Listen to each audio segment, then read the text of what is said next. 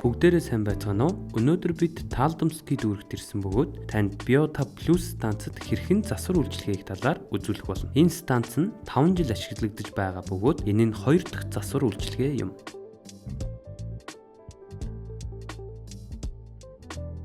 Эхлээд тагийг онгойлгож харна. Энэ бол 5 жилийн өмнө суурилсан Bio5 Plus станц юм. Өмнө нь нэг удаа засвар үйлчилгээ хийсэн бөгөөд одоо бид дахин засвар үйлчилгээ хийхээр ирсэн байна. Бид сакс био ачигчийг угаах болно.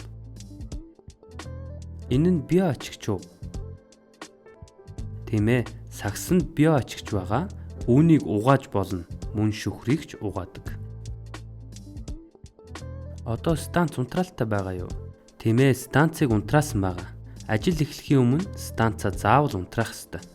За, бүгдээрээ ажилдаа орцгоё.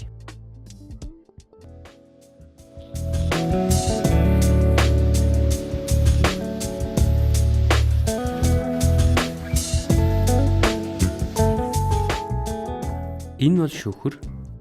Эхлээд шүхрээ тайлж авна. Одоо шүхрээ угаацгаая. Бүх шороог станц руу угаана.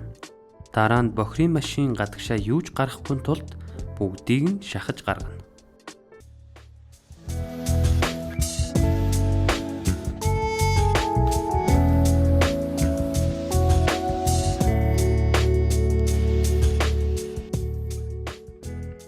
Одоо саксыг нь гаргаж авцгаая.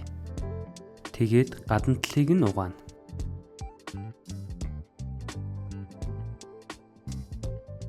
Одоо эжектор дээр байгаа эргэлтийн насосыг гаргаж аваад угаацгаая.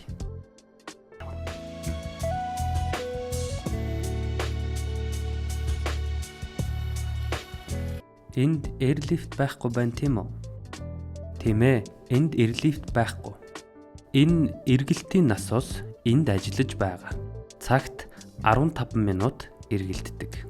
Дараа нь энэ насосыг суйрлуулахад био ачигчийг хэрхэн усалж усыг хэрхэн эргүүлж байгааг харах болно. Тус насос нь хамгийн цэвэрхэн тасалгаанаас усаа татдаг ба саксанд хамгийн бохир 2 дахь камерын нүхээр татна. Энэхүү насос нь цэвэр тасалгаанаас усаа татаад бохир руу нь био ачигчаар зутгадаг. Станц шахахад бэлэн болсон байна. Одоо бид бохирын машинаа хүлээж байна.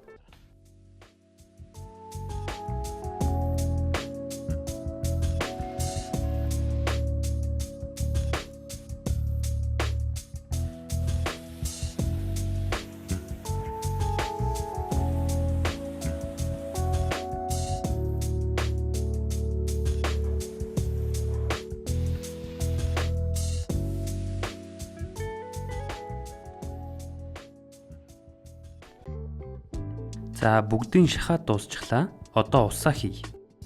Усаа хийхдээ хамгийн цэвэр тасалгаанаас эхэлж хийнэ. Владимир, энэ станц ямар тохиолдолд тохиромжтой вэ? Энэ станц нь төр оршин суухад тохиромжтой. Үүнийг битүүмжлэх боломжтой. Хавар зуны улиралд дахин нээх боломжтой. Тэгээд намар буцаагаад битүүмжилж болно. Шахахгүйгээр зүгээр битүүмжилж болно. Өвөл нь асаахгүй байх уу? Өвлийн улиралд унтардаг тасалгаа бүрд та 5 литрийн шилэнд талаар нь элс дүүргэж тавих хэрэгтэй. Хэрв гинэд хөлдөх юм бол тасалгаа станц биш харин шилэн шахагдана. Мэдээжийн хэрэг хит их хөлдөхгүй тул дээр нь дулаан бүрээсийг тавих нь зүйтэй. Хавар буцаж ирээд битүүмжлэлийг нээгээд онгойлгож шууд ашиглаж болно. Яагаад засвар үйлчилгээ хийх шаардлагатай вэ? Энэ станцад хэр олон удаа засвар үйлчилгээ хийх шаардлагатай байдаг вэ?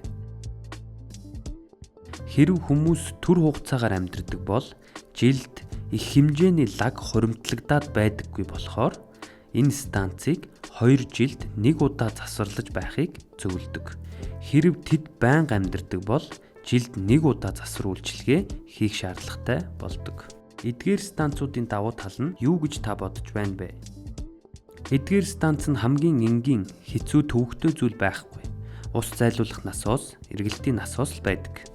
станцад өөрөө засвар үйлчилгээ хийж болох уу? Тийм ээ, маш амархан. Тус станцад өөрөө засвар үйлчилгээ хийхэд маш хялбар байдаг. Үүнд төвөгтэй зүйл огтхонч байхгүй. Юри, та станцыг хэр удаан ашиглаж байгаагаа бидэнд ярьж өгөөч. Бид бараг 5 жил ашиглаж байна. Ямар нэгэн гомдол санал огт байхгүй. Ямар нэгэн асуудал гарсан уу? Ямар ч асуудал гараагүй. Станцад маш их сэтгэл хангалуун байдаг. Та усаа хаашаа хайдаг вэ? Тэнд ус дамжуулах хоолой явуулсан. Тэгээд тойрох сууг явж байгаа. Тэгэхээр та шороо руу усаа хайдаг гэсэн үг үү? Тийм ээ, шороон дээр. Танд станцын зураг төслийн тал дээр ямар нэгэн санал байна уу? Байхгүй.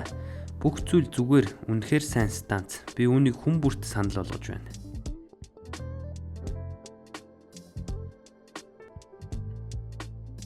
Одоо сагсаа суйрлуулъя. Энд ямар нэгэн онцлог зүйл байгаа юу? Байгаа.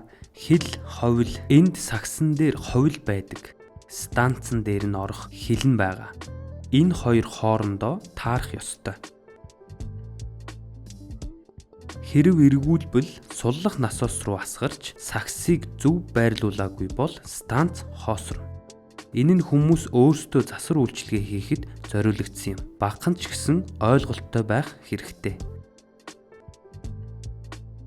Эдгээр нь жижиг асуудлууд боловч чухал ач холбогдолтой юм шүү.